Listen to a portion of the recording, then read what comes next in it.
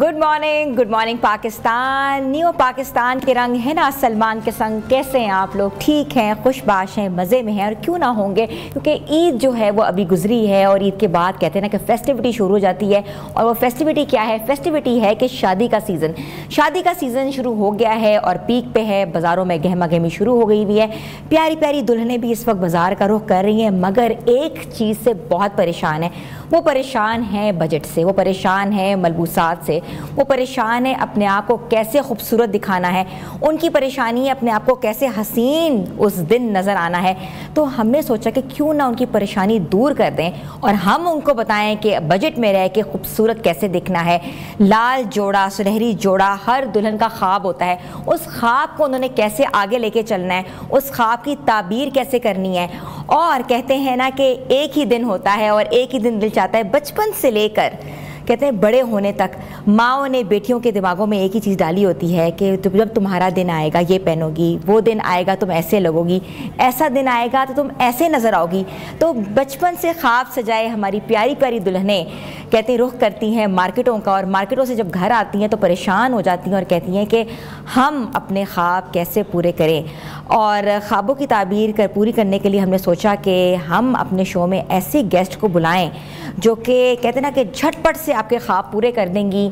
Image consultant हैं, wardrobe specialist हैं और ज़बरदस्त किस्म के मलबूसात तैयार भी करती हैं और एडवाइस भी करती हैं। और एडवाइस क्या देती हैं कि अगर आपकी नानी, दादी या चाची का कोई भी जोड़ा आपके पास आ गया है तो उसको आपने रिवैम्प कैसे करना है और उस जोड़े को नया कैसे बनाना है। अच्छा, मुझे याद है कि मैंने अपनी शादी पे अपनी मदर का जोड़ा पहना था। ये बिल्कुल किसी को नहीं पता है, मैं आपको बता रही हूँ आज ही मेरी और आपकी बात है। वो इसलिए पहना था क्योंकि वो मेरी मदर का जोड़ा था। मेरी मदर से उनको उनकी अम्मी ने दिया, बल्कि मेरी नानी का जोड़ा था और वो मेरे हिस्से में आया, तो उसको मैंने रिवैम्प करके पहना। वो भी मैं आपसे शेयर करूँगी कभी ना कभी कोई ना कोई पिक्चर। मगर ये है कि जदीद फैशन के साथ साथ कहते हैं ना जैसे अंदाज बदले हैं वैसे नित नए डिज़ाइंस बदल गए हैं, रंग बदल गए हैं, मलबूसात बदल गए हैं, कपड़ा बदल गया है, कट्स बदल गए हैं। तो अब कौन से कट्स इन हैं, कौन से कट आउट हैं, दुल्हा दुल्हन को आपस में कैसे कहते हैं ना कि एक जिद होकर कैसे जोड़े को डिज़ाइन करना है।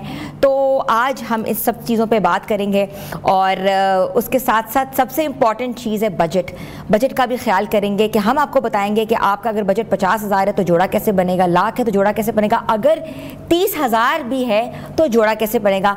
तो मैं सबसे पहले इन्वाइट कर रही हूँ समन असद को। अस्सलाम वालेकुम समन। वालेकुम अस्सलाम, thank you for so much for inviting.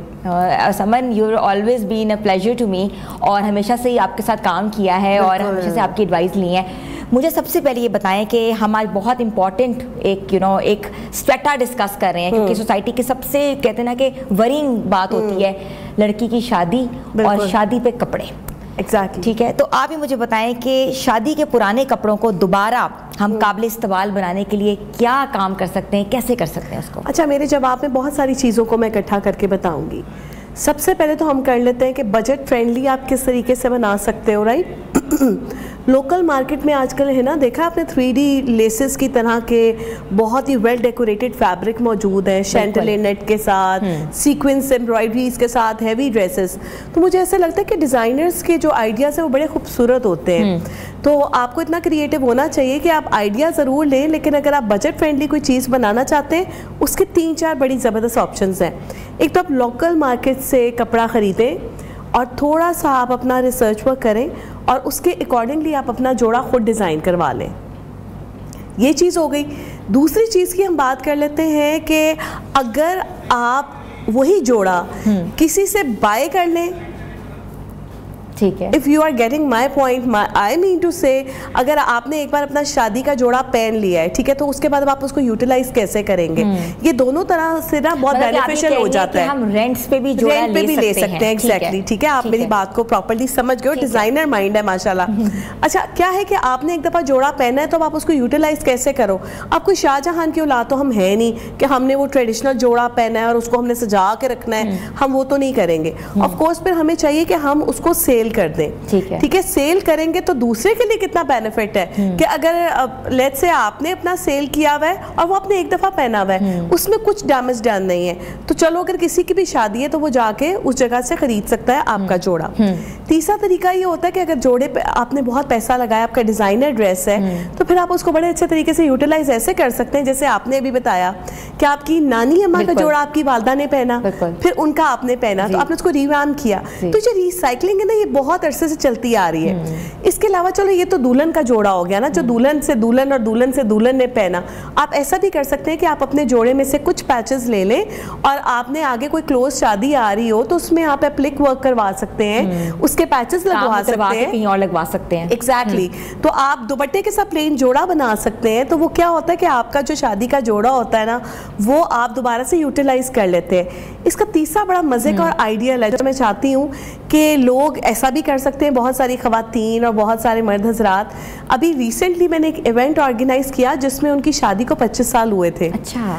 Luckily जब मेल फीमेल दोनों ने अपने साइजेस चेक किए तो उनके लिए बहुत ही खुशखबरी की बात थी कि वो अपने उस जोड़े में आ गए फिट। अच्छा। तो उन्होंने क्या किया कि उन्होंने कहा कि हम इसी जोड़े को थोड़ा सा करके सेट करके तो हम इसको पहनेंगे।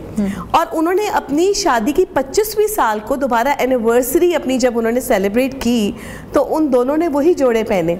तो वो क्या था, वो एक बहुत ज़बरदस्त सा एक रिकॉलिंग मेमोरी और बहुत ही मज़ेदार सी एक, और वो बहुत सेंटी हो गई पहन के, तो मुझे वो चीज़ बहुत अच्छी लगी।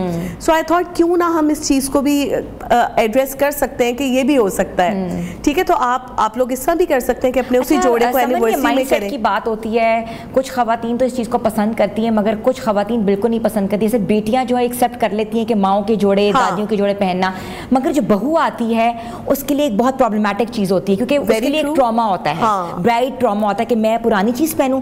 इसको कैसे आप एड्रेस करती हैं? देखिए, ये तो सारी सेंटिमेंट्स की गेम है ना। जो माँ के साथ आपकी फीलिंग होंगी वो बहू की अपनी सास के साथ फीलिंग्स नहीं होंगी। ये बड़ा नेचुरल सा है। बट देखिए ना, अगर वो चीज़ इतनी एक्सपेंसिव है और इतनी ही वो समझ लें आप कोई ख़ास चीज़ है, तो मेरा नहीं ख्याल है कि इसमें कोई भी गलत बात है। आप पहन सकती हैं, मोहब्बतें बढ़ती हैं। क्या कहते हो? ठीक है, आप अगर आपकी सास आपको जोड़ा दे रही है तो थोड़ी देर के लिए, देखिए ये सिर्फ आपका डे नहीं है, ये एक पूरे खानदान का डे है और ये वो शुरुआत है जहाँ से आप अपना एक रिश्ता जो है ना मजबूत कर लेते हैं। बिल्कुल।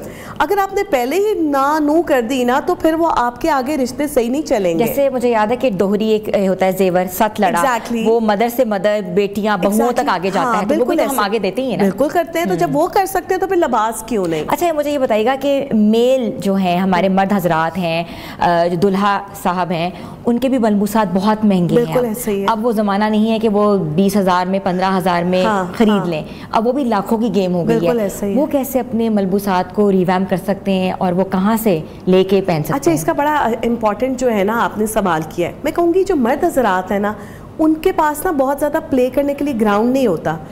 आप जिस तरह के भी आपने बात की, इतनी इन्फ्लेशन है ना कि आप इतनी महंगाई के दौर में ऐसा नहीं कर सकते कि आपको पता है एक जोड़ा बन गया, अब बस वो या तो टांगा जाएगा या वो चैरिटी हो जाएगा। इतने महंगी चीज़ आप चैरिटी करते हुए भी आपको थोड़ी फीलिंग आ रही होती है क्योंकि आपके बड़े इमोशंस जुड़े होते हैं उस चीज़ के साथ। तो बेस्ट होता है कि आप अपनी शादी पे, ख़ासतौर पर जो दूल्हा है, वो कोशिश करे कि वो बहुत ज़्यादा वलीमे पे प्रिंस कोट और शेरवानियाँ ना सिलवाए। ठीक है, वो कोशिश करे कि वो 2 पीस 3 पीस की तरफ जाए ताकि कल को, और वो सॉलिड कलर्स इस तरह के होने चाहिए जो आपके पावर कलर्स होते हैं, जिस तरह डार्क नेवी है, ब्लैक है, ग्रे है।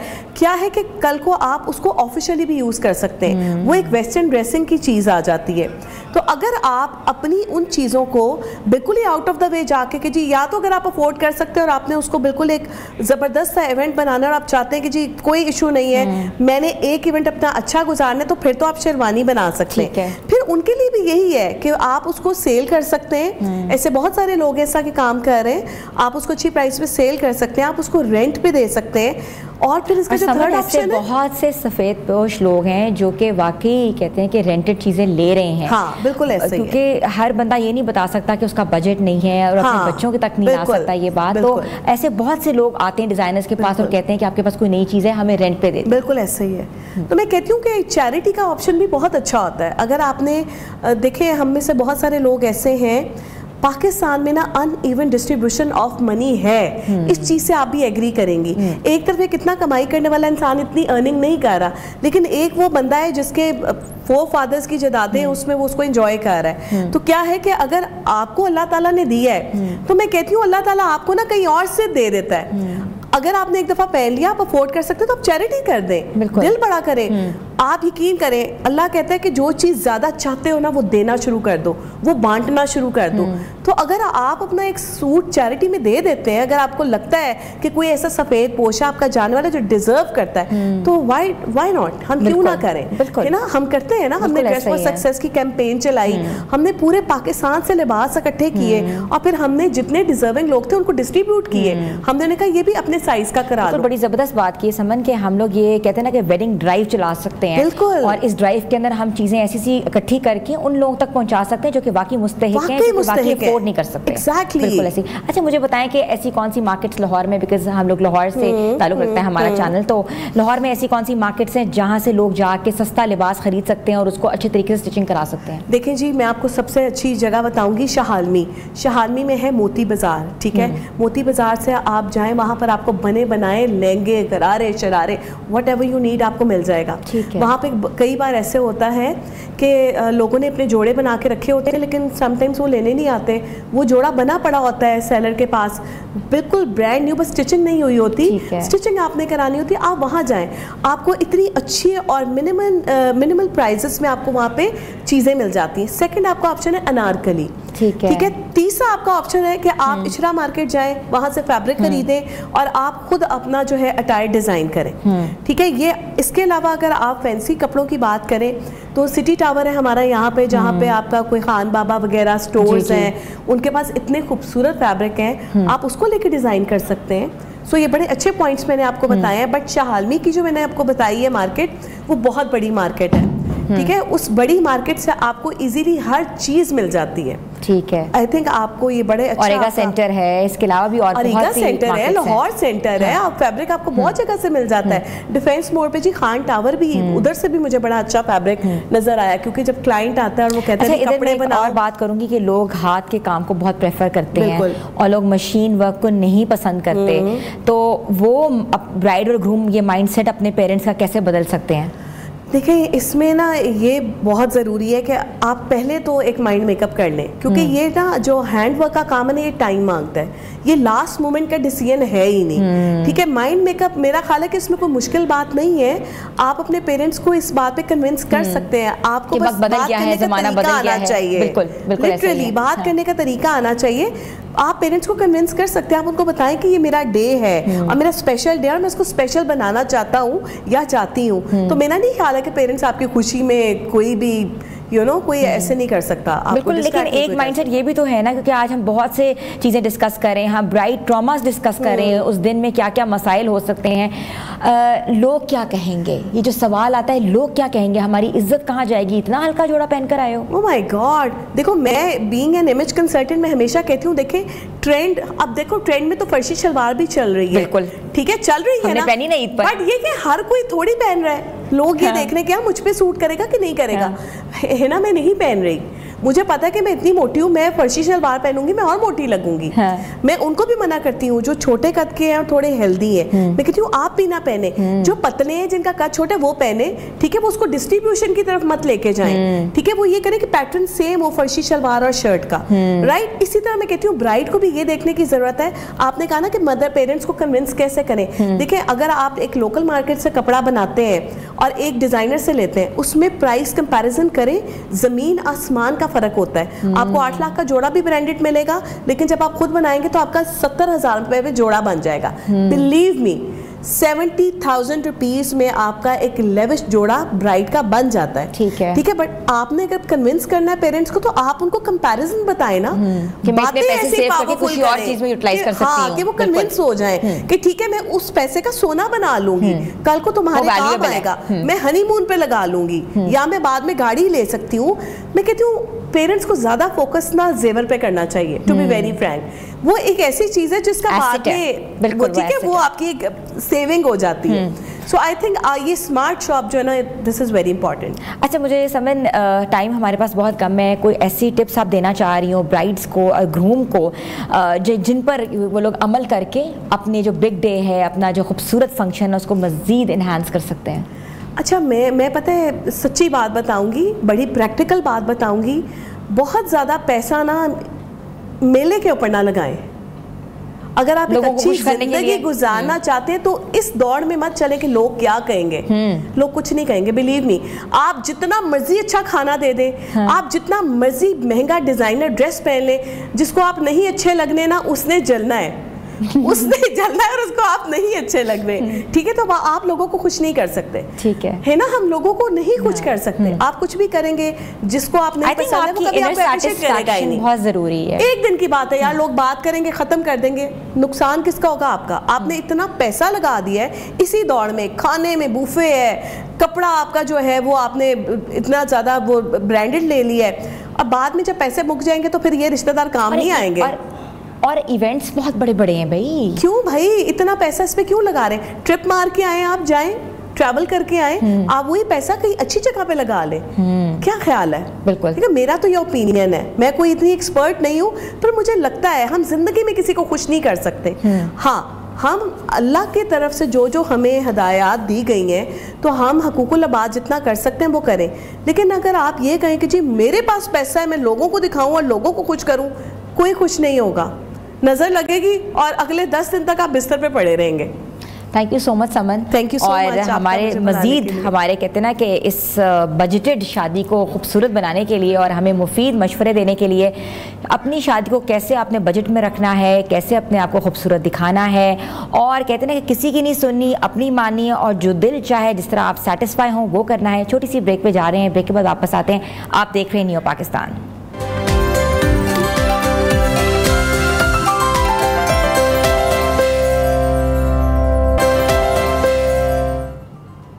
नियो पाकिस्तान में आपको एक बार फिर से खुशामदीद कहते हैं। व्यूअर्स, हमने बात की ब्राइड्स ट्रॉमा की और अपने आप को खूबसूरत कैसे दिखाना है उस इवेंट के लिहाज से और क्या पहनना है, मगर हम बात करते हैं कि अपने आप को हसीन कैसे बनाना है। अपनी जिल्द को कहते हैं ना, अपने बालों को, अपनी पूरी कहते हैं ना कि स्किन को, बॉडी को रेविजनेट कैसे करना है। आजकल जो ज़िंदगी इतनी हसल बसल चल रही है, इतनी गैर मुतवाज़न हम कहते हैं कि खाना खाते हैं, हमें नहीं पता होता कौन से इंटॉक्सिफिकेशंस हमारे अंदर जा रहे हैं और उसके क्या रिजल्ट्स आएंगे। तो हमने सोचा कि क्यों ना हम इतनी महंगी महंगी जो ब्यूटी क्रीम्स इस्तेमाल कर रहे हैं, फेशियल्स करा रहे हैं और हमें नहीं पता उसके रिजल्ट्स क्या होते हैं और एंड में फिर हम सर पकड़ के बैठे होते हैं कि हमें तो फ़र्क पड़ा ही नहीं है। तो हमने सोचा कि आज हम थोड़ा सा बैक टू नेचर पे बात करें कि हर्बल रेमेडीज़ कितनी ज़रूरी हैं।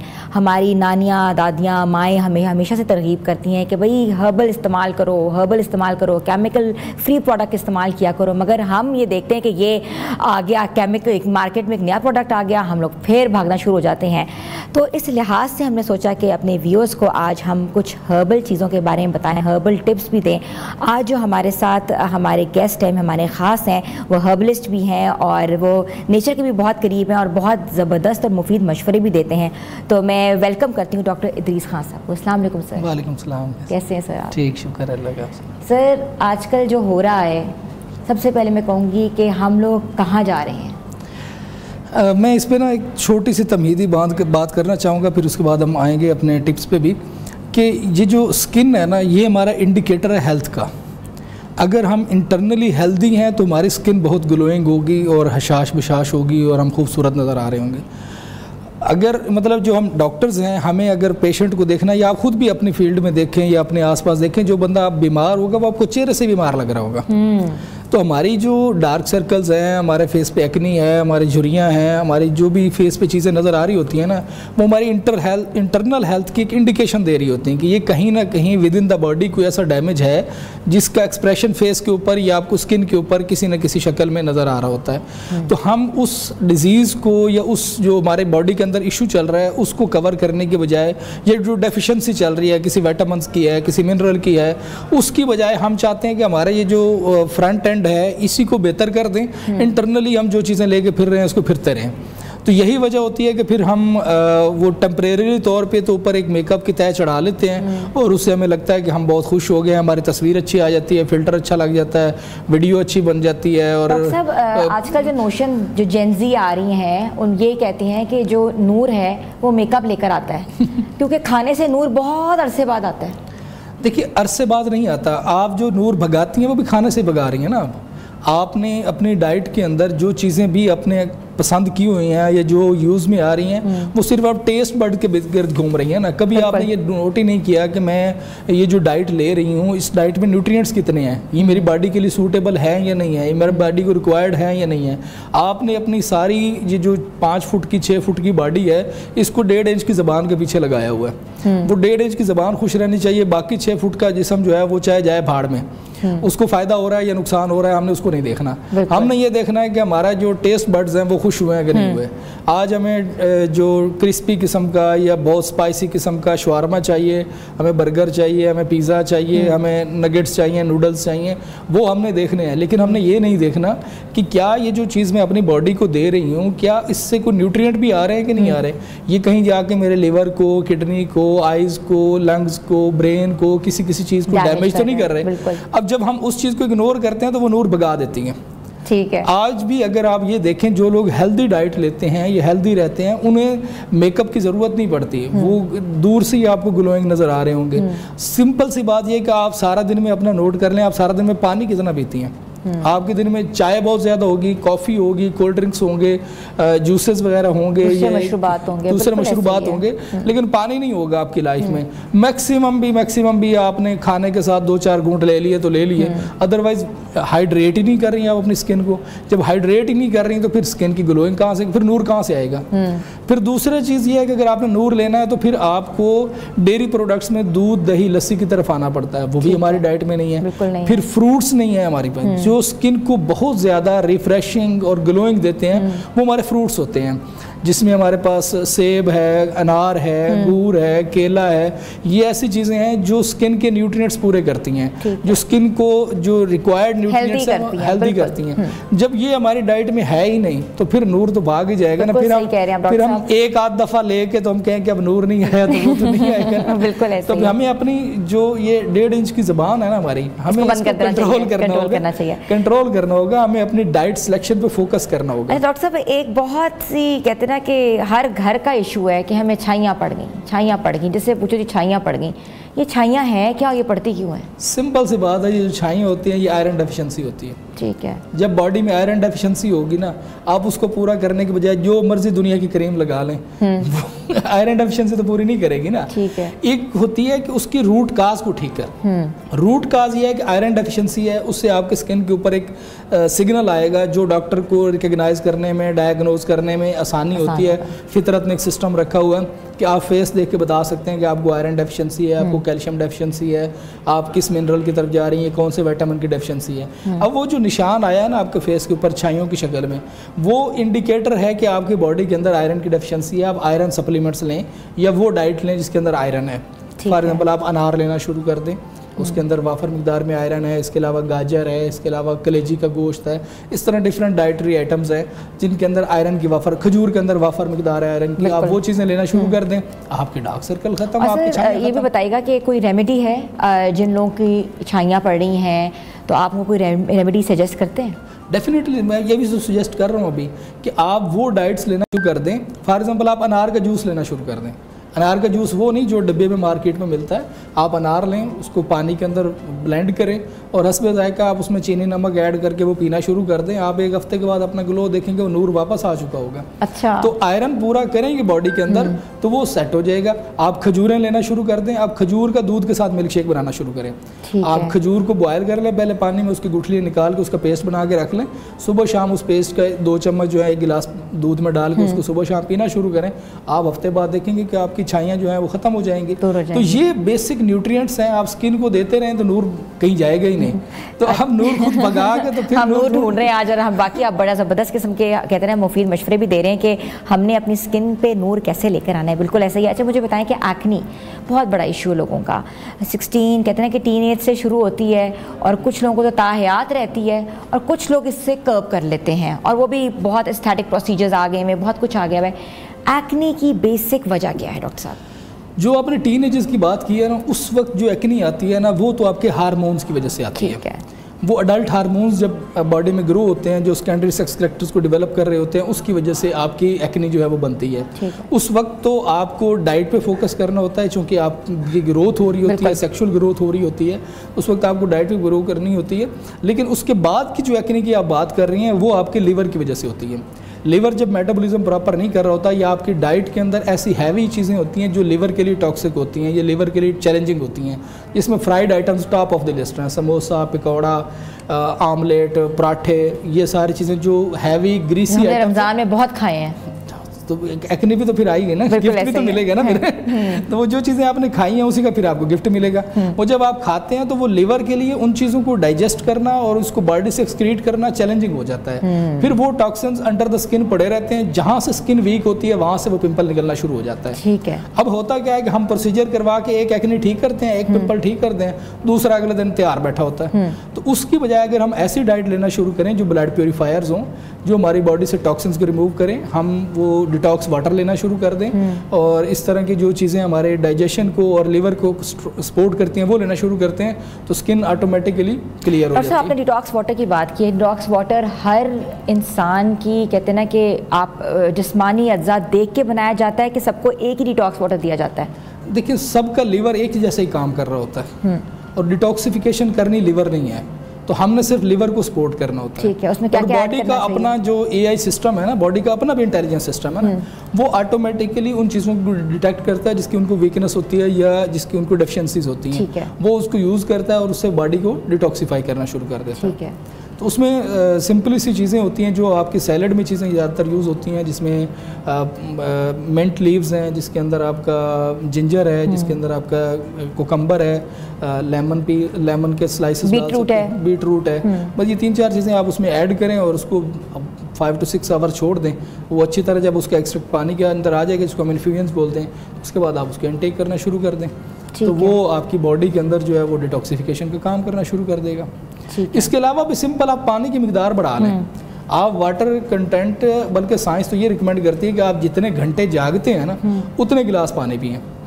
अब हमारा ये है कि हमारी सोने की रूटीन तो 4-5 घंटे से ज़्यादा है नहीं, तो बाकी हमारे जो 18-19 घंटे हैं, का मतलब है मेरा 18-19 गिलास रिक्वायर्ड है, लेकिन हम पीते कितने हैं? 2 भी नहीं पीते पूरे। बिल्कुल ऐसे ही है। तो इसकी वजह से हमारी बॉडी में टॉक्सिन्स जमा रहते हैं, वो एक्सक्रीट नहीं होते। जितना बॉडी के अंदर पानी जाएगा और बॉडी से बाहर निकलेगा, एक्सक्रीशन होती रहेगी, तो हमारे टॉक्सिन्स निकलते रहेंगे। तो जब हम उस तरीके से और ज़्यादातर जो हमारे ड्रिंक्स और मशरूबात हैं वो डायूरेटिक्स हैं, जिसमें चाय, कॉफ़ी, कोल्ड ड्रिंक्स हैं, वो बॉडी के अंदर जो ऑलरेडी पानी डिफरेंट फूड से हम ले रहे होते हैं वो भी निकाल देते हैं, जिसकी वजह से बॉडी और स्किन डिहाइड्रेटेड होती है और फिर हमारे स्किन के इश्यूज जो हैं बढ़ना शुरू हो जाते हैं। उससे फिर एस्थेटिक्स वालों की चांदी होती रहती है। अच्छा डॉक्टर, मुझे ये बताइएगा कि कुछ डॉक्टर्स ये कहते हैं कि जब भी आप कहते हैं ना कि सूरज में निकलें या आपको कहते हैं ना कि सन एक्सपोजर हो, तो आप हर वक्त सन ब्लॉक इस्तेमाल करें, तो क्या ये करना चाहिए? बिल्कुल भी नहीं करना चाहिए। नहीं करना चाहिए? बिल्कुल भी नहीं। हमारा सन के साथ एक्सपोजर है कितना? 24 घंटों में हमारा सन के साथ एक्सपोजर है कितना? 10 मिनट, 15 मिनट, 20 मिनट। अब अगर आपको मैं रियल बात बताऊं कि वो जो सन लाइट से स्किन को बेनिफिट्स होते हैं, वो जो जिस चीज़ से आप सन ब्लॉक लगा रहे हैं उससे 1000 गुना ज़्यादा बेनिफिट होते हैं सन के। आपका विटामिन डी, आपका कैल्शियम, वो तब तक बॉडी में अब्जॉर्ब भी नहीं होता जब तक सनलाइट नहीं मिलती उसको। अच्छा। आप सनलाइट लेते हैं तो उससे आप स्किन कैंसर से बच सकते हैं। आपके अंदर मेलाटोनिन जो प्रोड्यूस होते हैं, जो आपकी बॉडी को, स्किन को थोड़ी डार्केशन देते हैं, वो आपको स्किन कैंसर से बचाते हैं।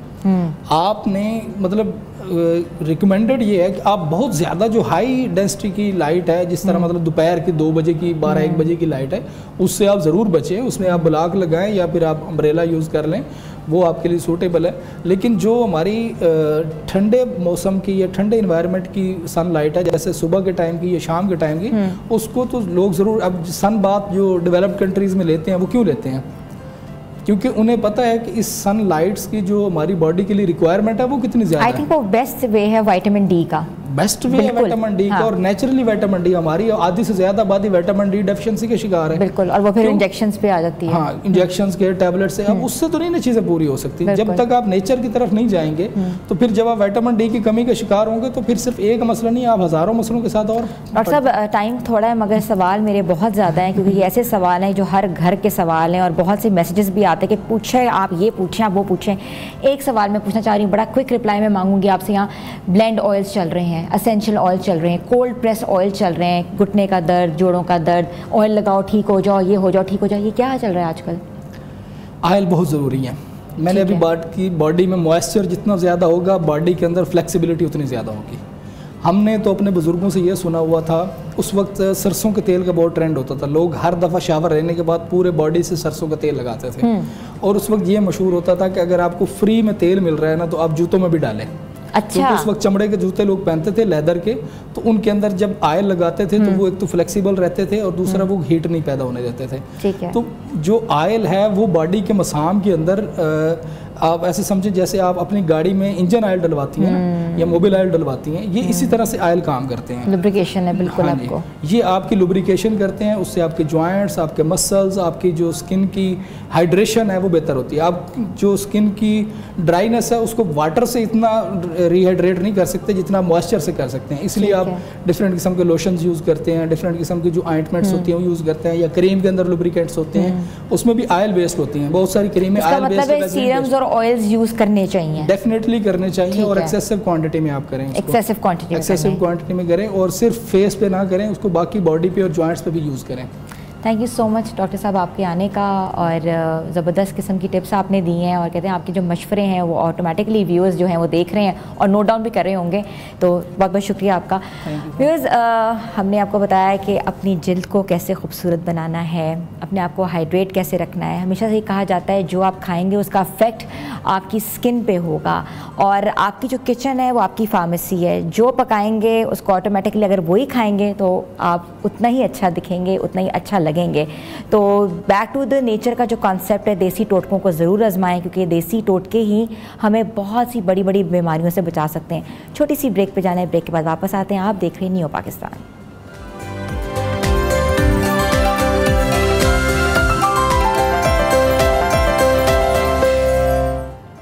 नियो पाकिस्तान में एक बार आपको फिर से खुशामदीद कहती हूँ। व्यूअर्स, ज़िंदगी कभी कभार ऐसे मोड़ पर ले आती है कि हकीकत किसी फिल्मी कहानी से कहते हैं ना कि कम नहीं मालूम होती।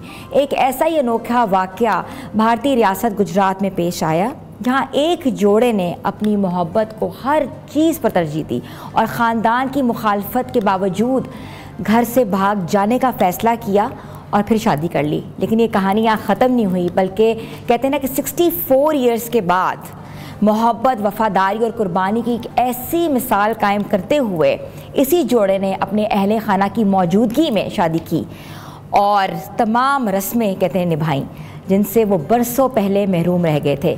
ये दास्तान है हरीश और मरू की, जिन्होंने 6 दहाइयों पहले एक दूसरे का साथ देने का फ़ैसला किया।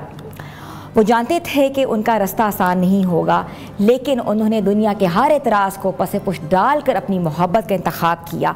वक्त गुजरता गया, ज़िंदगी आगे चलती गई, ज़िंदगी के नशेबो फराज भी आते गए, मगर उन दोनों का रिश्ता हमेशा से मजबूत रहा, इंटैक्ट रहा। वो एक दूसरे के हमसफ़र बने रहे। ना सिर्फ ज़िंदगी कहते हैं कि खुशियों का नाम है, बल्कि मुश्किलात का भी उतना ही नाम है। एक दूसरे का हाथ पकड़कर तमाम मुश्किलात का साथ दिया। सालों बाद जब उनकी औलाद बड़ी हुई तो अपने वालिदैन की मोहब्बत और कुर्बानियों की कहानी को करीब से जाना, तो उनके नवासे और पोते पोतियों ने उनके लिए एक यादगार तोहफ़ा देने का फ़ैसला किया। अब वो यादगार तोहफ़ा क्या था? वो यादगार तोहफ़ा ये था कि उन्होंने अपने दादा दादी की ज़िंदगी के सबसे ख़ास दिन को दोबारा ज़िंदा करने के लिए उनकी शादी की वो तकरीब मुनक्किद की जो बरसों पहले मुमकिन ना हो सकी। ये एक जज्बाती मुनफरिद सी कहानी है। जब बुज़ुर्ग जुड़े तो कहते हैं कि दोबारा दुल्हा दुल्हन के तौर पर तैयार हुए। ख़ानदान भर में खुशी की लहर दौड़ गई, हर तरफ मुस्कुराहटें और खुशी के आंसू नज़र आ रहे थे। पहली बार शादी की तैयारियों के लिए इन्हें कुछ वक्त के लिए अलहदा भी रखा गया था, ताकि वो इस लम्हे को, इस एहसास को भरपूर किस्म का महसूस कर सकें। तकरीब में तमाम रवायती रस्म व रिवाज निभाए गए थे जिनसे 74 साल कबल महरूम रहे थे। कहते हैं मुकद्दर के आगे कहते हैं कोई सिकंदर नहीं बन सकता, तो मुकद्दस आग के गिर्द फेरे लेते हुए उन्होंने एक बार फिर मोहब्बत और वफ़ादारी का अहद किया। ये वो लम्हा था ना सिर्फ उनके लिए बल्कि तमाम अहले खाना के लिए बहुत ख़ास था, हर फ़र्द के लिए जज्बाती था। किसी ने कहा कुछ तो किसी ने कहते हैं ना कि खुशी तलाश की और इसी नारों के साथ इसी लम्हे को याद किया। खूबसूरत कहानी का जो सियाको सबाब हमें ये मिलता है कि जितनी चाहे मुश्किलात हों, वक्त कठिन हों, लेकिन अगर दो लोग आपस में प्यार करते हैं, दो लोग आपस में रहना चाहते हैं और खुश असलूबी से ज़िंदगी का हम सफ़र बनना चाहते हैं, तो इसमें कोई कहते ना कि कोई दो राय नहीं है।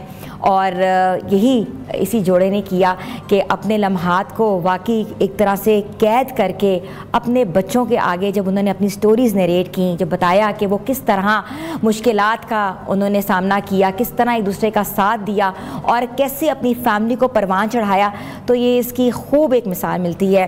उसके साथ साथ कहते ना कि जब आपकी औलाद होती है और औलाद आपको समझती है, तो बच्चों ने भी एक खूबसूरत तोहफे की शक्ल में इस याद को कैद कर दिया और वो कैद थी उनकी एक तरह वापस शादी कराई।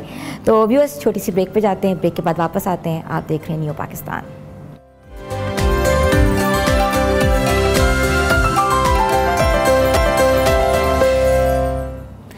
न्यू पाकिस्तान में एक बार फिर से खुशामदीद कहते हैं। व्यूअर्स, रमज़ान अभी गुजरा है और रमज़ान के फ़ौरन बाद ही हमारी डाइट बदल गई है और हम बहुत ज़्यादा डिहाइड्रेटेड भी हो गए हैं, क्योंकि एकदम से कहते हैं कि खाने पीने की रूटीन ही बदल गई है। कहाँ इतने हैवी पकोड़े समोसे और कहाँ एकदम से घर का खाना, इन चीज़ों का बैलेंस करना बहुत मुश्किल हो गया है। और उसके साथ साथ पानी की मिकदार जो है उसमें भी खासी कमी आई है। तो रमज़ान के बाद कुछ लोग वाकई बीमार हो गए हैं, कुछ लोग ज़्यादा खाना शुरू हो गए हैं। तो हमने सोचा कि क्यों ना आज प्रॉपर डाइट प्लान के बारे में बात की जाए। आज बात की जाए कि अपने डाइट को कैसे बैलेंस करना है। और कहते हैं गर्मी से सताए अवाम अब क्या करें, क्योंकि गर्मी हो गई है बेइंतहा, बहुत ज़ोरों शोर से आ गई है। और हम लोग मशरूबात के ज़रिए कहते हैं अपने आप को डिहाइड्रेट से हाइड्रेट कर सकते हैं, मगर मशरूबात जो हैं उसमें इतनी शुगर इनटेक है कि उसके बारे में भी जो माहिरीन कहती है कि कम खाएं, कम पिएं। तो हमने सोचा कि क्यों ना आज हम उन तमाम मशरूबात के बारे में बात करें और हाइड्रेशन कैसे रखनी है, डिहाइड्रेशन को कैसे कर्ब करना है, अपनी डाइट को कैसे बैलेंस करना है और कौन कौन सी डाइट को अपनी रूटीन में शामिल करना है। इसके अलावा कि आज के प्रोग्राम में हम ये भी बात करेंगे कि रमज़ान के बाद जो प्लान है और जो ग़िज़ा है उसमें जो चेंजेस आए हैं उसको कैसे नॉर्मलाइज़ करने हैं। तो हमारी जो मेहमान ख़ास हैं वो डाइटिशियन भी हैं, न्यूट्रिशनिस्ट भी हैं और हमारे प्रोग्राम का खासा हिस्सा भी हैं। तो मैं इनवाइट करती हूँ डॉक्टर ज़ोहा अकराम को। अस्सलाम वालेकुम डॉक्टर साहिबा। वालेकुम अस्सलाम, जज़ाकल्लाह खैर, thank you so much for having me on the show here. Doctor Zoha, आजकल वैसे ही बड़ी मुश्किलात हैं। अभी रमज़ान गुजरा है और ईद पे हमने बहुत खाया है। अब हमें समझ नहीं आ रही, कुछ लोग अस्पताल में पहुंचे हुए हैं और कुछ लोग घर में बेचारे परेशान हुए हैं कि कैसे अपने वेट को कम करें, कैसे अपनी डाइट को बैलेंस करें। क्या कहेंगी आप? देखिए जी, सबसे पहले तो रमज़ान में मुतवातिर फ्राइड आइटम्स खाने के बाद दो किस्म के मसाइल हो सकते हैं। एक तो ये कि कुछ लोगों को स्टमक डिसऑर्डर्स भी हो सकते हैं और वेट गेन का मसला भी हो सकता है। लेकिन कुछ ऐसे भी लोग हैं जिनको वेट गेन नहीं हुआ और वो वेट को मेंटेन कर सकते हैं रमज़ान के बाद भी। ठीक है। तो वो लोग जिनको रमज़ान में फ्राइड आइटम्स और ज़्यादा ओवर ईटिंग करने की वजह से वेट गेन हो चुका है, उनके लिए तो मेरे पास एडवाइस ये है कि वो रेगुलर डाइट की तरफ स्विच करेंगे जब रमज़ान के बाद। तो उसमें जाहिर सी बात है कि फ्राइड आइटम्स और फिजी ड्रिंक्स को तो कट बैक कर दें, ठीक है। और इसके अलावा जो लोग वेट को मेंटेन कर सकते हैं, यानी कि उनका वज़न रमज़ान में नहीं बढ़ा, तो वो एक ऐसा, मैं एक मुख्तसर सा डाइट प्लान समझा देती हूँ कि जिन लोगों को हार्ट डिसऑर्डर नहीं है तो वो तो फिर नाश्ते के अंदर तलबीना यानी कि जौ के दलिए का इस्तेमाल कर सकते हैं। उसमें अपने फेवरेट फ्रूट्स, आलमंड नट्स, कोई भी चीज़ डाल सकते हैं। ठीक है। और जिन लोगों को हार्ट डिसऑर्डर्स है वो एग वाइट का इस्तेमाल करेंगे ब्राउन ब्रेड के साथ। ठीक है। और हर लंच और डिनर की सर्विंग से पहले 30 minutes before a meal they have to take a serving of fruit. कोई भी सीजनल फ्रूट हो सकता है, एप्पल, बनाना। लेकिन जिन लोगों को वेट गेन हो चुका है रमज़ान के बाद, उनके लिए रिकमेंडेड ये है कि वो ये फ्रूट की सर्विंग तो लंच और डिनर से पहले लेंगे और जौ के दलिए का भी इस्तेमाल करेंगे यानी कि तलबीना ब्रेकफास्ट में। इसके साथ उनके लिए रिकमेंडेड ये है कि वो रोज़ाना ईसब गोल का पानी के अंदर इस्तेमाल करें, शाम के वक्त किसी टाइम भी 1 बड़ा चम्मच पानी के अंदर। चिया सीड्स का इस्तेमाल किया जा सकता है, लेकिन इससे भी बेहतर ये है कि 1 महीना मुतवातिर वो सौंफ और ज़ीरे का पानी इस तरह से इस्तेमाल करें कि they have to boil 3 cups until they are 1, यानी कि वो 3 कप जब 1 बन जाएंगे बॉयल करने के साथ, देन इतना पकाना है कि वो 1 रह जाए। जी। और उसके बाद उसके अंदर एक हाफ लेमन को स्क्वीज कर लें। तो इससे 7 to 10 kgs, जो कि रमज़ान के अंदर थोड़ा भी अगर बढ़ा है तो इस जीरे वाले जो पानी में बता रही हूँ, इससे 7 to 10 kgs रिड्यूस किया जा सकता है। लेकिन वो लोग जिनको रमज़ान में वेट गेन का मसला नहीं हुआ, बेशक वो इस प्रैक्टिस को फॉलो मत करें। इसके बजाय वो ये कर सकते हैं कि वो कर्ड, योगर्ट का इस्तेमाल कर सकते हैं और उसके अंदर फ्लेक्स सीड्स डाल सकते हैं। ठीक है। तो ये उनके लिए बेहतरीन रहेगा। और रमज़ान के बाद हर्बल डॉक्टर टी। साहबा कुछ लोग ब्लोटेड भी हो गए में हैं, बहुत ज़्यादा कहते हैं ना कि ऑयली जब आइटम्स आप इस्तेमाल करते हो तो आपका जो बॉडी है, बेशक आपका वेट गेन नहीं हुआ मगर आप फूल जाते हो, बिल्कुल स्वेलिंग आ जाती है आपके मुंह पे, वाटर रिटेंशन की प्रॉब्लम्स हैं, उस पर प्लीज़ आप क्या कहेंगी? देखिए, जो ब्लॉटिंग है उसका सबसे बेहतरीन हल जो है वो ग्रीन टी है, ग्रीन टी। और उस ग्रीन टी के अंदर लेमन को स्क्वीज़ कर लिया जाए तो वो ज़्यादा बेहतर है। अब हर्बल टीज़ भी ऐसी हैं जिनसे ब्लॉटिंग जो है वो बिल्कुल मिनिमाइज़ हो जाती है। जिन लोगों को ब्लॉटिंग का मसला है उनके लिए रिकमेंडेड ये है कि वो कार्डेमम यानी कि कार्डेमम और उसके साथ पेपरमिंट, लौंग इसका इस्तेमाल करें तो blotting with in 1 day alleviate हो सकती है। ठीक है। ग्रीन टी के किसी भी ग्रीन टी के इस्तेमाल से, यहाँ तक कि कैमोमाइल टी के भी इस्तेमाल से ब्लॉटिंग का मसला ख़त्म हो सकता है। कैमोमाइल टी से? जी, कैमोमाइल टी रात सोने से पहले वो लोग लेते हैं जिनको इंसोम्निया का डिसऑर्डर हो, लेकिन ये ब्लॉटिंग के लिए भी मुफीद है। ठीक है डॉक्टर साहब, हम टी के ऊपर बात कर रहे हैं तो आजकल एक बहुत ज़बरदस्त और मज़ेदार किस्म की टी मार्केट में इन हुई है, फ्रूट टी। सारे फ्रूट्स को मिला के उसके अंदर वाटर डाल के गर्म करके वो आजकल सर्व किए जा रहे हैं, काफ़ी रेस्टोरेंट्स में भी सर्व हो रही है। क्या वो लोगों के लिए मुफीद है? जो डायबिटिक लोग हैं, जिनको लिवर इश्यूज़ हैं, क्या उनको ये टी कंज्यूम करनी चाहिए? मैं इसके बारे में एक महदूद राय दूंगी, वो ये कि कोई भी चीज़ इसके अंदर फ्लेवरिंग एजेंट एडेड है तो वो डायबिटीज़ के मरीज़ के लिए इतनी बेनिफिशियल नहीं रहेगी। ठीक है। इससे बेहतर ये है कि कोई ऐसा, जैसे सॉबिटॉल वगैरह होती है शुगर, वो डायबिटीज़ के अमराज जो शिकार है उनके लिए वो ज़्यादा बेहतर रहती है। आर्टिफिशियल स्वीटनर्स डायबिटीज़ के जो मरीज़ हैं वो इस्तेमाल कर सकते हैं, लेकिन जिस फ्रूट ड्रिंक की आप बात कर रही हैं इसके बारे में कोई मुस्तनिद और क्रेडिबल इंफॉर्मेशन मेरे पास मौजूद नहीं है। ठीक है। इसलिए मैं इसके बारे में अपनी राय महदूद रखूँगी। इससे बेहतर हर्बल टीज़ जिसके अंदर कार्डेमम होती है, पेपरमिंट होती है, लौंग होती है, और इसके अलावा जिस तरह कैमोमाइल टी के बारे में बात किया, ये जो है डायबिटीज़ के मरीज़ों के लिए ज़्यादा बेहतर हैं और मुफीद हैं। डायबिटीज़ के मरीज़ ये भी कर सकते हैं कि वो ग्रेप फ्रूट का जूस इस्तेमाल करें। और तो और एक मुझे अपने कॉलेज के वक्तों की एक बात याद आ गई कि पीलीशियस के नाम से हम लोगों ने एक रेसिपी निकाली थी स्टूडेंट्स ने। अच्छा। यानी कि उसमें हम पीस का स्प्रेड बनाकर डायबिटीज़ के मरीज़ों के लिए बेहतरीन था कि वो उसको लेकिन ब्रांड ब्रेड के ऊपर इस्तेमाल कर सकते। पीस का स्प्रेड? जी बिल्कुल, ठीक है। उससे भी डायबिटीज़ रेगुलेट होती है। आप मटर वाली बात कर रही हैं, मटर का स्प्रेड निकाला था, वो क्या था? पीलीशियस रखा था। ठीक है, वो क्या था? ये मैं आपको बता रही हूँ कि उसके अंदर सिंपल ब्लैक पेपर एडिड थी और वो पीलीशियस के नाम से हमने वो एक ऑर्गेनिक प्रोडक्ट निकाला और वो बेसिकली जिसमें चिकन स्प्रेड होता है, ठीक है, दैट वाज अ पीलीशियस स्प्रेड जिसको डायबिटीज़ के लोग इस्तेमाल कर सकते हैं। मुझे अपने यूनिवर्सिटी के दौर में एक रिसर्च वर्क याद आ गया जो मैंने की थी और उसमें हमने ओट मील कुकीज़ बनाई थी। तो ये जो कुकीज़ के अंदर अगर हम ओट्स को स्प्रेड कर दें और अगर हमने कोई मॉडिफाइड स्टार्च या ओट मील से उसको सप्लीमेंट कर दें कुकीज़ को, तो वो भी डायबिटीज़ के मरीज़ों के लिए बेहतरीन है।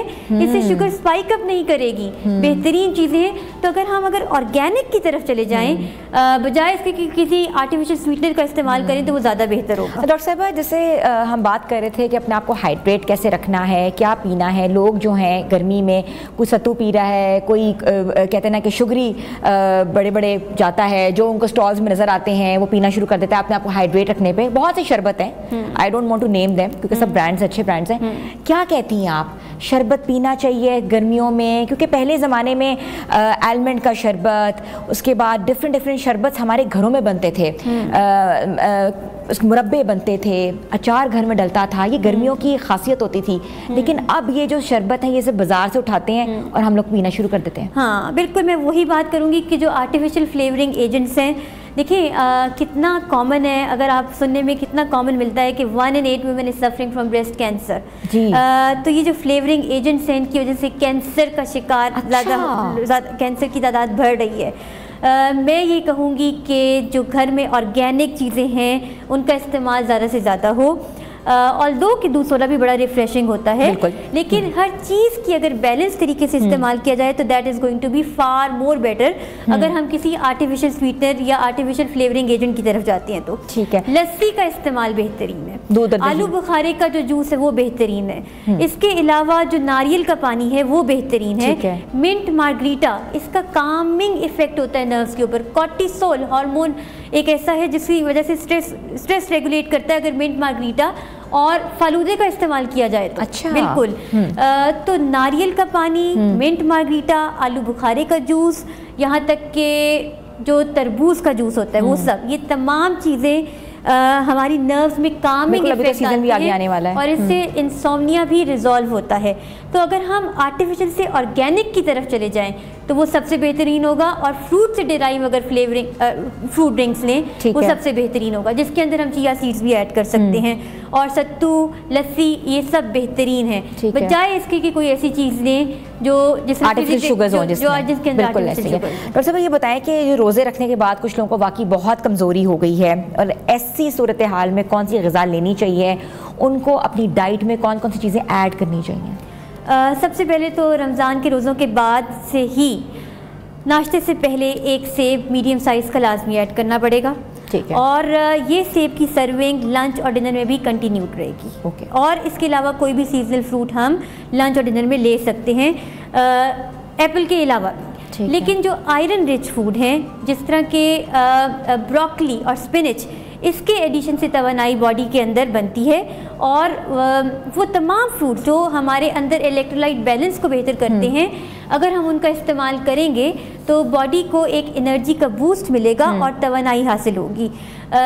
स्किनलेस बोनलेस चिकन का इस्तेमाल वो भी बेहतरीन है, और हफ्ते में 3 दफ़ा अंडे की जर्दी यानी कि अंडे का इस्तेमाल वो भी बेहतरीन है। जिन लोगों को एनर्जी का मसला रहता है या वो स्टूप डाउन करते हैं वर्क प्लेसेस पर, उनके लिए कुछ तो सप्लीमेंट्स भी डाइटिशियंस रिकमेंड कर देते हैं, मैं खुद भी रिकमेंड करती हूँ सप्लीमेंट्स, लेकिन मैं यहाँ पर ये राय दूंगी कि उन सप्लीमेंट्स से भी बेहतर ये है कि आप रात सोने से पहले दूध के अंदर कच्चे अंडे की जर्दी का इस्तेमाल करें, जिसको बॉयल करके इस्तेमाल किया जाता है। उससे बॉडी के अंदर मिनरल्स और वाइटामिन्स की डेफिशिएंसी जो है वो पूरी हो जाती है। यानी कि दूध के अंदर अंडे की जर्दी का इस्तेमाल उबाल कर करना, उससे मिनरल्स और वाइटामिन्स की डेफिशिएंसी बॉडी के अंदर ख़त्म हो जाती है। और आप देखें कि कितना ज़्यादा औरतों के अंदर ये मसला है कि उनको सीढ़ियाँ चलना भी आजकल की औरतों को मुश्किल लगता है। उसकी वजह यह है कि एनर्जी और वाइटामिन और मिनरल्स का डेफिसिट है बॉडी के अंदर, हालांकि स्ट्रेनलेस एक्टिविटी है। डॉक्टर साहब आज हम बहुत से कहते हैं ना कि उन गैप्स के बारे में बात करें जो फिल कर रहे हैं, जो कि वाकई इन व्यूज़ को समटाइम्स नहीं पता होता। ब्लड प्रेशर के लोग हैं, जिन व्यूअर्स को ब्लड प्रेशर है, या जो लोग इस मर्ज़ में मुब्तला हैं, उनको नमक का कितना इस्तेमाल करना चाहिए, या अब नमक उनको ज़िंदगियों से निकाल देना चाहिए? हाई बीपी पेशेंट्स के ऊपर आप क्या प्रिस्क्राइब करती हैं? जो हाई बीपी के पेशेंट्स हैं उनके लिए डैश डाइट प्रिस्क्राइब्ड होती है। डैश डाइट में हम 15 तो खैर नहीं, 30, 45 या 60 मिनट्स की वॉक रिकमेंडेड होती है। लेकिन मैं ये कहूँगी कि सुबह तलुए आफ्ताब के साथ, क्योंकि उस वक़्त की जो सन रेज़ हैं उनके अंदर अल्ट्रा वायलेट रेज़ नहीं है, तो सुबह तलुए आफ्ताब के वक्त बेयर फीट नंगे पाँव घास पर चलने की आदत 15 मिनट से शुरू करें, उसको 30 मिनट तक लेकर जाएं, 45 मिनट्स तक लेके जाएं, 60 मिनट्स तक लेके जाएं, और एंड अप करें 120 मिनट्स की वॉक को, सुबह तुलुए आफ्ताब की वॉक, जिसमें बगैर यानी कि bare feet, you should be नंगे पाँव आपने ग्रास के ऊपर चलना है, ग्रीन ग्रास जो ऑस होती है हल्की हल्की, बिल्कुल उसमें। तो एक तो ये डैश डाइट के लिए। नमक का कंट्रोल ब्लड प्रेशर के मरीजों को करवाया जाता है और वो उनके लिए रिकमेंडेड है। इसके अलावा उनको अंडे की जर्दी भी रिकमेंडेड नहीं है, वो एग वाइट के साथ अपना ब्रेकफास्ट करेंगे। और एक चीज़ जो ब्लड प्रेशर के मरीज़ों के लिए मैंने पहले भी बताया था अपने किसी शो में, वो ये कि लहसुन का इस्तेमाल करेंगे, लहसुन 1 अदद, और उसको दूध के साथ उसकी जो 1 अदद लहसुन, बेशक उसको काट के रख लें अपने पास, और वो उसका इस्तेमाल वक्फन मतलब 2 घंटे के बाद के साथ वो एक पूरा जो क्लोव उसका एक छोटा सा दाना है उसको पीस कर रख लें, और उसको दूध के साथ पूरा एक दाना 2 घंटे के बाद से वो इस्तेमाल करें तो blood pressure Aahista Aahista normal हो जाएगा। इसके अलावा ब्लड प्रेशर को नॉर्मल करने का बेहतरीन तरीका 30 मिनट्स की वॉक, चिया सीड से बनी हुई नींबू पानी की ड्रिंक जिसके अंदर शुगर एडेड नहीं होगी, फ़ौरन ब्लड प्रेशर कंट्रोल हो जाएगा। ठीक है डॉक्टर साहबा, बड़े ज़बरदस्त और बड़े मुफीद मशवरे आपने दिए हैं, और हमने बेसिकली बहुत सी चीज़ों को हमने कर्व करने की कोशिश की कि किस तरीके से जितनी कहते हैं ना कि बीमारियां लोगों में फैल गई हुई हैं वो कैसे कर्व कर सकते हैं। Thank you so much. एक आखिरी बात मैं यहाँ पे ज़रूर डालूँगी कि मसनून दुआओं का एहतमाम तमाम व्यूअर्स जो भी सुन रहे हैं इस शो को सुन रहे हैं, लाजमी तौर पर मसनून दुआओं का शुमार अपनी ज़िंदगी में करें। आऊज़ु बिकलिमातिल्लाहि त्ताम्माति मिन शर्रि मा खलक़। हर खाने पीने की चीज़ के बाद पढ़ने से वो खाना और वो पीना आपको किसी किस्म का नुकसान नहीं पहुंचाएगा। एक और मसनून दुआ, बिस्मिल्लाहिल्लज़ी ला यज़ुर्रु मअ अस्मिही शैउन फिल अर्ज़ि वला फिस समाई व हुवस समीउल अलीम।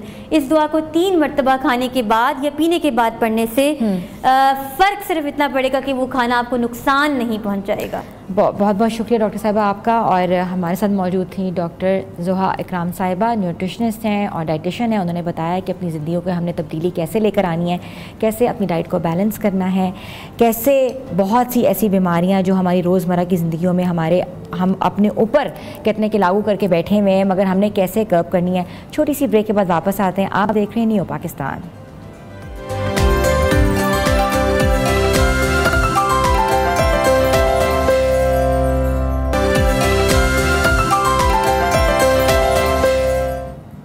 न्यू पाकिस्तान में आपको एक बार फिर से खुशामदीद कहते हैं। व्यूअर्स, हमारी रोज़मर्रा के ताल्लुकात में मोहब्बत, इज़्ज़त, एक दूसरे का ख्याल रखना बुनियादी हक़ होता है, मगर ऐसा भी होता है कि हमारे रवैये हमें ना सिर्फ डैमेज करते हैं बल्कि हमारी वजह से दूसरों को भी डैमेज किया जाता है। और ख़ुद पसंदी या नार्सिसिज्म एक ऐसा इमोशन है, इसको मैं इमोशन इसलिए कहूँगी क्योंकि इसकी कोई डेफिनेशन नहीं है। ये ऐसा ट्रेट है जिसका अंदाज़ा लगाना भी मुश्किल है। क्या ये ट्रेट बच्चों में है, क्या ये ट्रेट बड़ों में है, या क्या इसके असरात हो सकते हैं। एक रिश्ते में सेल्फ सेंटर्ड होना, एक रिश्ते में नार्सिसिस्ट होना, एक रिश्ते में ख़ुद पसंदी का जो एनवायरनमेंट वो क्रिएट करना कितना दूसरों के लिए आसान है और कितना मुश्किल है, और दूसरों पे कौन कौन से असरात मुरतब करता है। हम आज इन सब के बारे में जानेंगे और बताएंगे कि करीबी रिश्तों में जो कोई शख्स खुद पसंद होता है तो आप कैसे उसको कर्ब कर सकते हैं, क्या क्या कुछ कर सकते हैं ताकि इस ट्रेट को कम किया जा सके या ज़िंदगी से ख़त्म किया जा सके। हमारे साथ आज जो माहिर नफ्सियात मौजूद हैं वो मशहूर व मारूफ डॉक्टर्स हैं, और डॉक्टर अली अजमल उनका नाम है और हमारे शो का आज हिस्सा है। अस्सलाम वालेकुम डॉक्टर। वालेकुम सलाम। कैसे हैं आप? I am fine, thank you. Sir, it was a very difficult to explain narcissism and narcissistic person क्या होता है, और ये पहले तो ये लफ्ज़ बिल्कुल भी कॉमन नहीं था, मगर अब ये सोशल मीडिया पे मोस्ट कॉमन वर्ड है, he is narcissist. Sir, how do you explain this? Well, narcissist लोग जो हैं उनकी कुछ पर्सनैलिटी ट्रेट्स होते हैं। खुद पसंद हम इसको कहते हैं ना, खुद पसंदी का शिकार होते हैं। अपने बारे में बहुत कुछ समझना अपने आप को, लेकिन होना कुछ भी नहीं। ये समझना कि हर चीज़ पे मेरा हक है, इंटाइटल्ड होना। उसके अलावा लोगों से डिमांड करना कि मेरी तारीफ़ करें, मेरी अनड्यू इज़्ज़त करें, मैं ही मैं हूँ बस इस दुनिया में। जब रिलेशनशिप में ये ऐसे लोग होते हैं तो आम तौर पे दूसरे को टेक फॉर ग्रांटेड लेते हैं। अगर हम हस्बैंड वाइफ के रिलेशनशिप की बात करें तो अक्सर जो मेल नार्सिसिस्ट हैं वो वाइफ को तुम्हें क्या पता हो, मुझे सारा कुछ पता है, मैंने जो कह दिया वैसा ही होगा, मैं ठीक कह रहा हूँ, सारी दुनिया का इल्म मुझे ही है। अब इसमें औरतें भी नार्सिसिस्ट होती हैं। फिर वाइफ भी क्या करती हैं, वो आम तौर पे इस तरह तो नहीं करती कि मुझे ही सारा कुछ पता है या मैं ही सब कुछ जानती हूँ। वो बात नहीं मानती, फिर वो कहती हैं ठीक है मैं बात सुन ली, लेकिन करनी मैंने अपनी है, गलती भी नहीं अपनी माननी। ये कुछ फीमेल नार्सिसिस्ट के ट्रेट्स हैं। इसी तरह से आप देखिए कि नार्सिसिस्ट ना सिर्फ रिलेशनशिप में होते हैं खुद पसंद लोग, लेकिन अगर आप किसी ऑर्गेनाइजेशन में भी देखें, बहुत ज़्यादा बातें करेंगे, अटेंशन सीख करने की कोशिश करेंगे, गैर ज़रूरी तौर पे दूसरे को इन्फ्लुएंस करने की कोशिश करेंगे, और ये चाहेंगे कि मेरी जो बगैर वजह की इज्जत हो और सारे लोग मेरी तारीफ करें और बात सुने। और क्रिटिसिज्म से इनको बहुत, इनका एक रेड साइन है कि क्रिटिसिज्म ये बर्दाश्त नहीं कर सकते। क्यों? क्योंकि जितने भी नार्सिसिस्ट हैं, चाहे ऊपर से वो जितना मर्जी ईगोइस्ट बने, जितना मर्जी कहें कि मैं ये मैं वो, अंदर से वो हॉलो और शैलो होते हैं। किसी ना किसी कॉम्प्लेक्स का शिकार होते हैं, जिसको ओवरकम करने के लिए ऐसे लोग क्या करते हैं, अपने ऊपर इन्होंने खुद पसंदी का एक खोल चढ़ाया होता है। और बाय द वे, खुद पसंद शख्स जो अपने आप को बहुत बड़ा समझता है, इसके लिए ज़रूरी ये नहीं है कि वो कुछ हो भी। आमतौर पे छोटी सी अचीवमेंट को बहुत ज़्यादा एग्जैजरेट करेंगे, अपनी अचीवमेंट उनको बहुत अच्छी लगेगी, दूसरे की जो अचीवमेंट है उसको डाउन प्ले करेंगे, अपने बारे में एक खाम ख्याली होगी खुद की अजमत के बारे में। तो नार्सिसिस्ट खुद पसंद आम तौर पे लोग ये समझते हैं जो अपने आप में बहुत कुछ समझता है शायद वो बहुत ज्यादा कॉन्फिडेंट है, हालांकि इसका कॉन्फिडेंट और कॉम्पिटेंसी से कोई ताल्लुक नहीं है। उनके अंदर कोई ना कोई महरूमी, खामी, कमी छुपी होती है जिसकी वजह से वो अपने आप को पोर्ट्रे ऐसे करते हैं कि जैसे मैं ही मैं हूं और तो कोई कुछ है ही नहीं। डॉक्टर साहब मुझे ये बताइएगा कि जो मेरी मैं है या जो मैं का वर्ड है ये डेवलप कैसे होता है?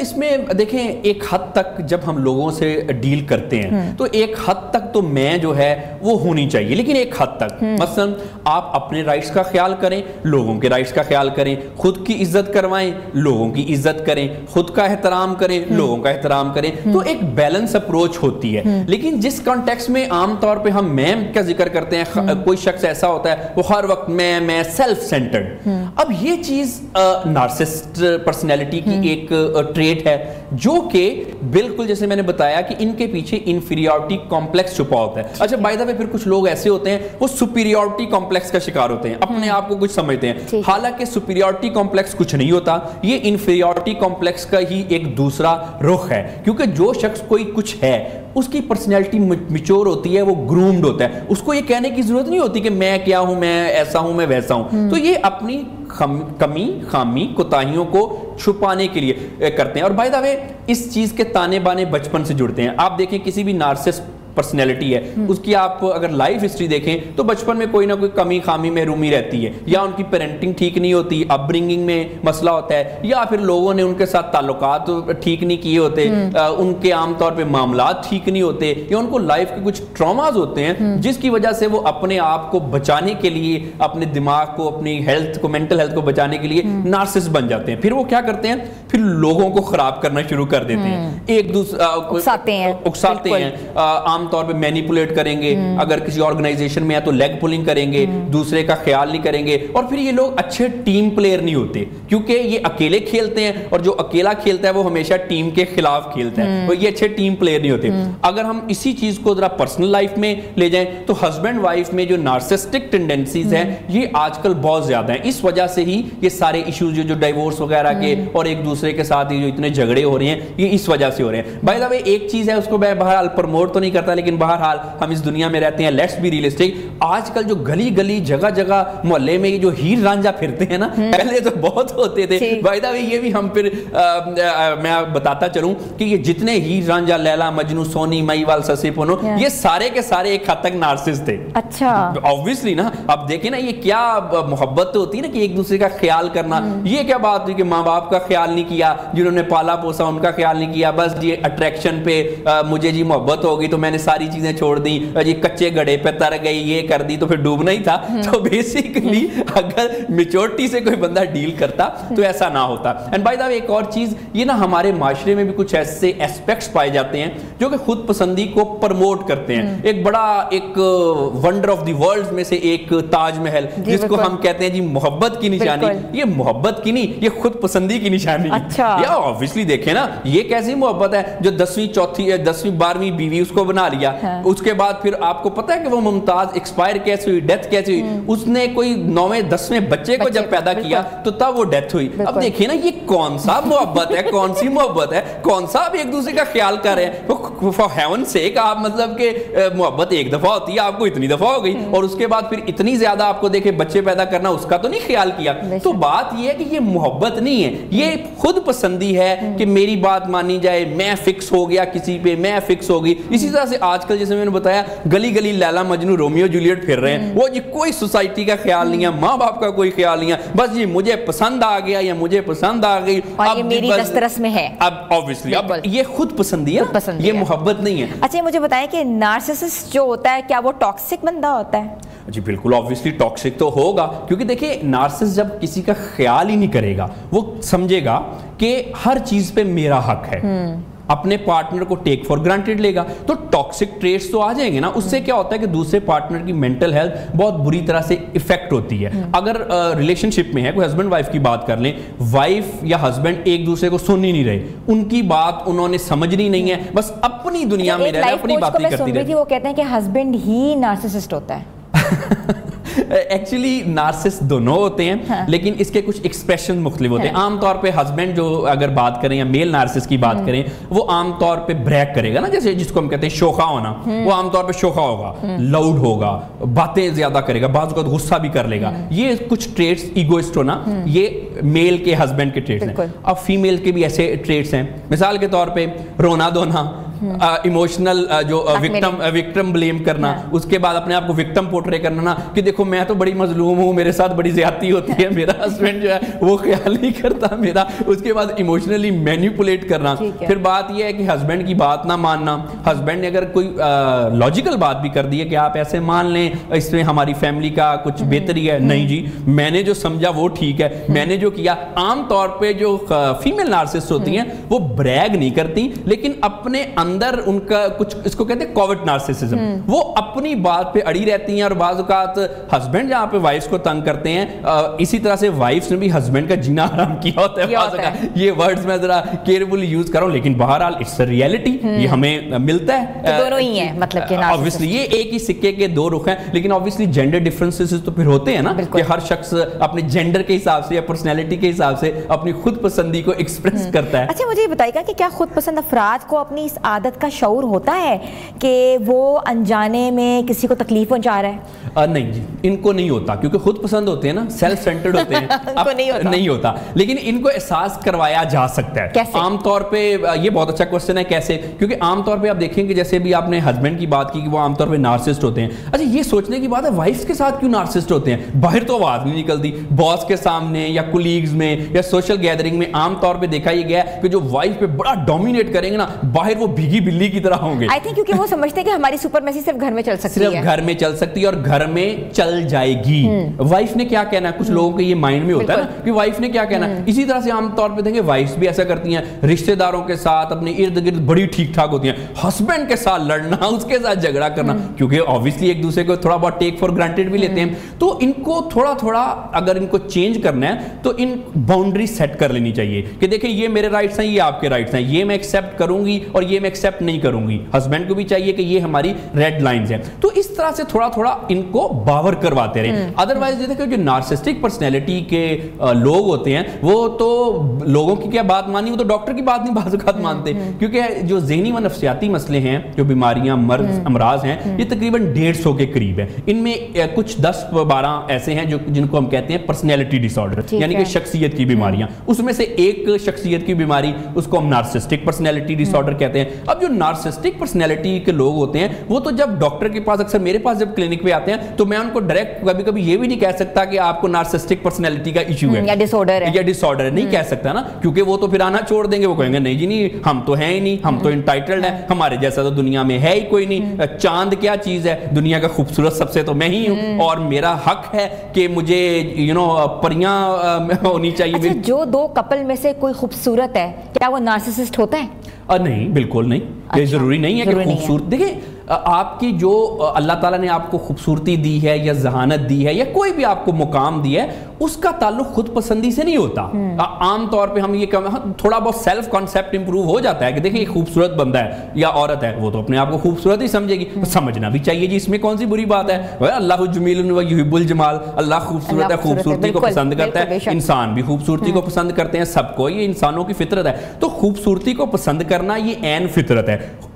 अगर आप खूबसूरत हैं, अपने आप को खूबसूरत समझना भी ऐन फितरत है, लेकिन अगर आप खूबसूरत हैं उसकी बुनियाद पे दूसरों को कम समझना, दूसरों को तहकीर का निशाना बनाना, ये गलत है। तो जो लोग जिनकी पर्सनैलिटी में फ्लॉज होते हैं वो अगर इतने खूबसूरत ना भी हो तब भी वो लोगों को तहकीर का निशाना बनाते हैं। एग्जैक्टली। और बाय द वे आपको मैं एक और बात बताऊं, रिसर्च में ये बताती है कि ज्यादातर खुद पसंद लोग जो हैं वो खूबसूरत नहीं होते और उनमें अगर उनको थोड़ा सा डीपली एनालाइज किया जाए तो उनके अंदर, खुद पसंद लोगों के अंदर कोई ऐसी बात नहीं होती जिसकी बेस पे वो खुद पसंदी का शिकार हो, बस वो अपनी दुनिया में रहते हैं, जैसे बताया ना मैं ही मैं हूँ और कुछ नहीं है, फैंटेसी वर्ल्ड बनाई होती है। एग्जैक्टली, सेल्फ सेंटर्ड होते हैं। अच्छा, मुझे ये बताइएगा कि उनकी जहनी सेहत को कैसे बरकरार रखा जाए, क्योंकि ये बहुत बड़ा मेंटल डिसऑर्डर भी है और इससे बहुत से लोग इफेक्ट हो सकते हैं। सर हमारे पास टाइम बहुत कम है, जल्दी से जवाब देखिए, नार्सिसिस्ट की जहनी सेहत से जरूरी ये है कि जो उनके साथ रह रहा है वो अपनी जहनी सेहत को कैसे बेहतर बनाए। आमतौर पे उनको स्ट्रेस वगैरह के इश्यूज हो जाते हैं। नार्सिसिस्ट को बेहतर बनाने का तरीका है कि थोड़ा थोड़ा उनको बावर करवाते रहे, लेकिन बिल्कुल उन पे अटैक ना करें, वो फिर आपको काउंटर अटैक बहुत बुरी तरह से कर सकते हैं। अपनी सेहत को बरकरार रखें। अगर नार्सिसिस्ट आप को क्रिटिसिज्म कर रहा है, कुछ कर रहा है, इसका मतलब ये नहीं है कि आप बुरे हैं, वो नार्सिसिस्ट है। ज्यादातर मामलात में आप में कोई मसला नहीं होता, दूसरे शख्स में होता है, लेकिन आमतौर पे ना इशू ये होता है कि जो विक्टिम होता है वो समझता है मैं ही बुरा हूं, मेरे में ये खामी है, या कोई समझती है कि मुझसे ये कमी या कोताही या गलती सरजद हुई। ऐसी कोई बात नहीं होती। It's not about you. ये सारा का सारा ज्यादा कसूर नार्सिसिस्ट का है। खुद का सेल्फ कॉन्सेप्ट इंप्रूव करें, अपनी इज्जत करें और अपने बारे में उल्टा उल्टा ना सोचा करें। Thank you so much doctor Ali Ajmal साहब, आप आए हैं और ज़बरदस्त किस्म की आपने बातें की हैं। आपने बताया है कि मेंटल हेल्थ कितनी ज़रूरी है और मेंटल हेल्थ का जो एक बहुत बड़ा डिसऑर्डर है नार्सिसिस्ट होना, उसको हम कैसे कर्व कर सकते हैं। कहते माशरे में बहुत सी बदमानियाँ फैली हुई हैं, जहाँ ये भी सबसे बड़ी बात है कि अपने आप को खुद पसंदी के ज़िम्मे में लेकर आना। खुद पसंदी कहते हैं कि कोई इसमें कहते हैं कोई एग्जाम्पल नहीं है आपके लिए, कोई बहुत बड़ी चीज़ नहीं है, कोई बहुत बड़ी मिसाल नहीं है, कोई आपके लिए कोई क्वालिटी नहीं है। ये एक बीमारी है, इसको कर्व करने की बहुत ज़रूरत है। छोटी सी ब्रेक पे जा रहे हैं, ब्रेक के बाद वापस आते हैं। आप देख रहे हैं न्यू पाकिस्तान।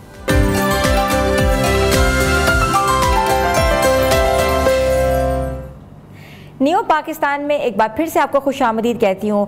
व्यूअर्स, आज एक बहुत ख़तरनाक मसले पे हम गुफ्तगू करेंगे और वो ये मसला ये है कि इन्वायरमेंट और ह्यूमन जो हैं वो कहाँ कहाँ से अफेक्ट हो रहे हैं, क्लाइमेटिक चेंजेस कहाँ कहाँ लेकर आ रहे हैं, और जो ना सिर्फ ऑस्ट्रेलिया में बल्कि माहौलियाती और इंसानी सेहत के लिए एक संगीन चैलेंज बन गया है। जी हाँ, हम बात कर रहे हैं रेड फायर एंट की, जिन्होंने हालिया दिनों में ऑस्ट्रेलिया में हंगामी सूरत हाल इख्तियार कर ली है।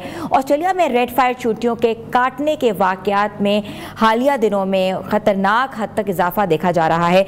मार्च के आगाज़ में अब तक 23 अफराद को हस्पताल मुंतकिल कर दिया गया है, जबकि मजमूई तौर पर 60 से ज़ायद केसेस भी तिबी इमदाद की ज़रूरत पड़ गई है।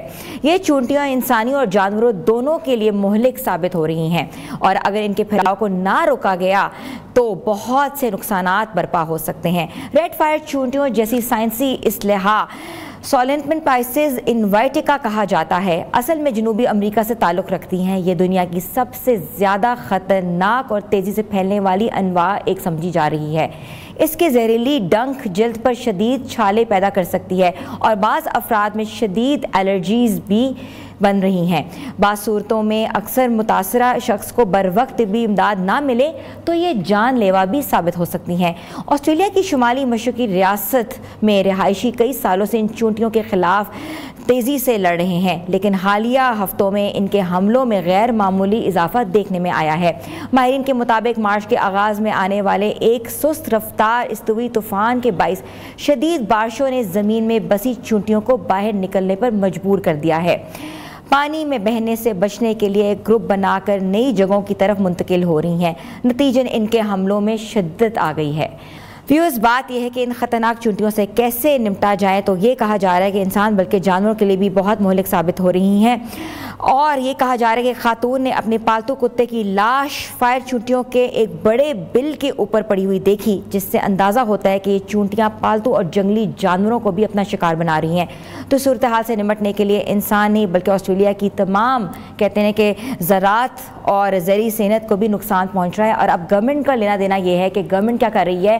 अब गवर्नमेंट की क्या है, अब गवर्नमेंट देखेगी कि गवर्नमेंट इसको कैसे आगे लेके जा सकती है, कैसे इन चूंटियों से हम फरामोश हो सकते हैं, कैसे सदेबाप किया जा सकता है ताकि ऐसी बीमारियों से बचा जा सके और ऐसी ख़तरनाक जो बैक्टीरिया इससे बचा जा सकता है। तो व्यूअर्स, मैं शुक्र अदा करूँगी अपने तमाम गेस्ट का जिन्होंने हमारे शो में आकर कहते हैं कि एक महफिल बांधी, एक समा बांधा। हमने आज बहुत से टॉपिक से बात की। हमने बात की कि शादी ब्याह के जोड़े कैसे बनाने, उनको बजट में लेके कैसे चलना है और अपने आप को खूबसूरत कैसे दिखाना है। खूबसूरती जो होती है वो अंदरूनी होती है, जो कि वाकई बैरूनी ज़हनी तौर पर नज़र आती है, मगर हम ये समझते हैं कि कॉस्मेटिक्स के ज़्यादा और प्रोडक्ट इस्तेमाल करके ही अपने आप को खूबसूरत बना सकते हैं। और इसके साथ साथ मेंटल हेल्थ कितनी ज़रूरी है, मेंटल हेल्थ में कैसे डिसऑर्डर्स जो आ गए हुए हैं जो कि पहले नहीं सुने जाते थे, मगर अब हमें ख़ुद पसंदी से कैसे लड़ना है, नार्सिसिज्म से कैसे लड़ना है।